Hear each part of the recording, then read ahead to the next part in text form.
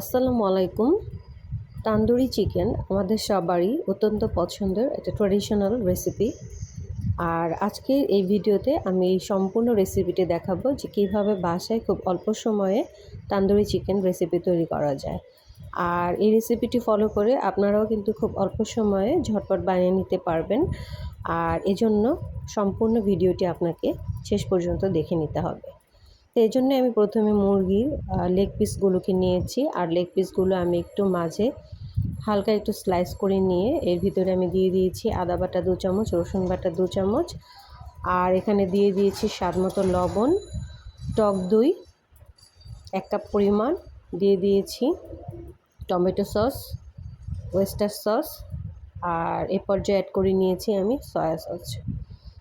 আর দিয়ে দিচ্ছি খুব অল্প পরিমাণে এখানে মরিচের গুঁড়ো, আর নিয়ে নিয়েছি তান্দুরির যে মশলাটা, এই মশলাটা এখানে 2 টেবিল চামচ পরিমাণ।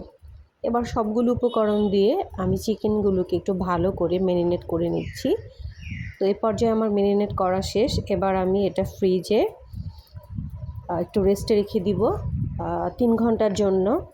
হাতে যদি আপনাদের সময় কম থাকে তাহলে আরও কম সময়ে ম্যারিনেট করার জন্য রেখে দিতে পারবেন। তো ম্যারিনেট করার জন্য আমি ফ্রিজে রেখে দিয়েছি। আর ফিরে আসলাম 3 ঘন্টা পরে। তো 3 ঘন্টা পরে এটা ফ্রিজ থেকে নামানোর পরে এখন আমি এটা তৈরি করব। আর তৈরি করার জন্য আমি উপরে সবগুলো চিকেন পিসেই কিছু বাটার অ্যাড করে দিয়েছি। এবার আমি এটা ওভেনে দিব। আর ওভেনে আমি এটা মাইক্রোওয়েভে গ্রিল মোডে 9 মিনিটের জন্য দিব, যাতে এটা ভালো করে সিদ্ধ হয়। আর এটা কিন্তু চুলাতেও এভাবে তৈরি করা যাবে, তো আমি চুলায়ও তৈরি করে দেখিয়ে দিব। তো 9 মিনিটের জন্য এটাকে আমি ওভেনে দিয়ে দিচ্ছি। আর 9 মিনিটে এটা কিন্তু মোটামুটি যথেষ্ট পরিমাণ সিদ্ধ হয়ে যাবে।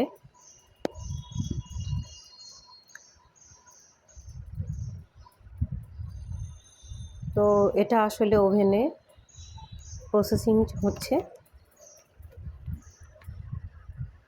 তো 9 মিনিট পরে আমি এটা ওভেন থেকে নামিয়ে একটু চেক করে নিচ্ছি।